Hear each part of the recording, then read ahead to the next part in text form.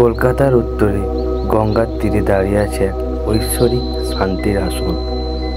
একটা জায়গা যেখানে নাকি রাত হলেই বাতাস থমকে দাঁড়ায়, যেখানে সময়ের গায়ে লাগে অদ্ভুত ঠান্ডা ছোঁয়া।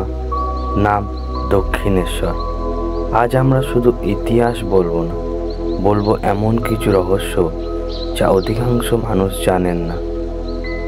1847 সাল দক্ষিণেশ্বর ছিল তখন জঙ্গল আর ঘন গাছপালা। রাসমণি তখন গাজীপুরের ধনকুবেরের জমিদার। একদিন কলকাতা যাবার জন্য বিশাল জাহাজ বুক করেছিলেন। রাতের বেলা সেই জাহাজে ওঠার আগের রাতেই রানী রাসমণি মা কালীর সশরীরে দর্শন পান। স্বপ্নে মা বললেন, রাসমণি, আমার মন্দির নির্মাণ করো গঙ্গার কোল ঘেঁষে, সেখানেই আমি স্থিত হব। এই একটা স্বপ্ন বদলে দিল বাংলার ইতিহাস। রাসমণি পুরো জমি কিনলেন আর শুরু হলো নির্মাণ।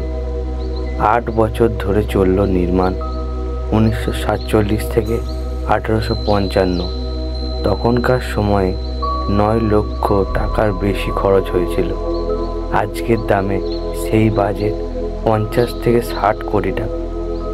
9টি শিখর, নবরত্ন ধাঁচ, মাঝে মা ভগবতীর মূর্তি, চারপাশে 12টি শিব মন্দির আর গঙ্গার ঘাট, যা তখন থেকেই ছিল শক্তির সঞ্চার কেন্দ্র। 31শে মে 1855 দক্ষিণেশ্বরের কালী মন্দিরের উদ্বোধন। এবার আসি সবচেয়ে শক্তিশালী অধ্যায়।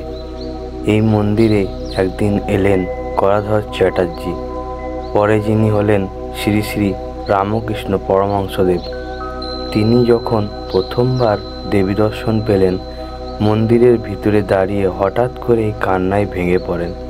ধূপ, দীপ আর শঙ্খ সব যেন এক অপরূপ সুরে মিলেমিশে গেল।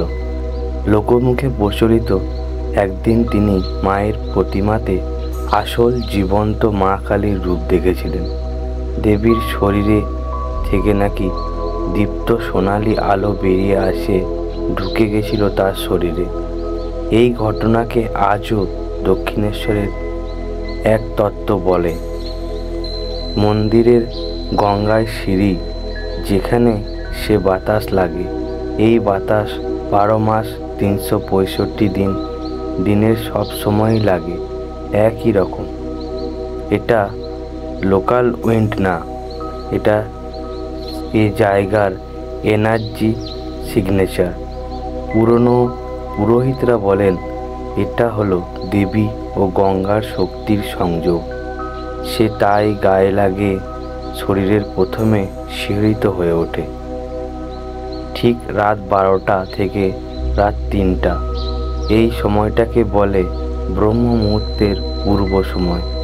এই সময় গঙ্গার উপর একটা অদ্ভুত নিস্তব্ধতা তৈরি হয়।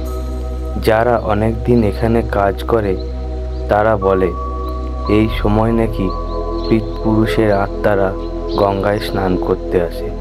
এই সময় কেউ মানুষ গেলে বাতাসে অদ্ভুত ধাক্কা লাগে, যেন কেউ পাশে দাঁড়িয়ে শ্বাস নিচ্ছে। মন্দিরের মূল ঘণ্টা মাঝে মাঝে একই জোরে বাজলেও তার সাউন্ড ফ্রিকোয়েন্সি রহস্যময়ভাবে পাল্টে যায়। বহুবার রেকর্ড করেও কোনো সায়েন্টিফিক এক্সাক্ট রিজন এক্সপ্লেন করতে পারেনি। পুরোহিতদের ভাষায় দেবী কখনো কখনো ঘণ্টার তরঙ্গে নিজের শক্তির প্রতিধ্বনি পাঠান। লোকমুখে একটা কথা প্রচলিত আছে, দক্ষিণেশ্বরের নিচ দিয়ে নাকি একটা পুরনো টানেল ছিল, যা ব্যারাকপুর ফোর্টের সাথে যুক্ত। এই টানেল পরবর্তীতে ব্রিটিশরা ব্লক করে দেয়। সরকারিভাবে কেউ ডিনাই করে না, কেউ কনফার্মই করে না। এটাও এক ওপেন অ্যান্ড মিস্ট্রি। দক্ষিণেশ্বর শুধু একটি মন্দির নয়, এটা এনার্জি ভর্টেক্স, এটা এক জীবন্ত শক্তিপীঠ। যদি তুমি যাও, একবার গঙ্গার ঘাটে দাঁড়িয়ে চোখ বন্ধ করো, শুধু 20 সেকেন্ড, তুমি অনুভব করবে কিছু একটা তোমার গায়ে হাওয়া হয়ে ছুঁয়ে যাচ্ছে। সে কিছু এই পৃথিবীর না, একটা মায়ের শক্তির স্পর্শ। তো সবাই বলো জয় দক্ষিণেশ্বর মায়ের জয়, জয় মা কালী। তো মিলতে হচ্ছে আমরা নেক্সট ভিডিওতে।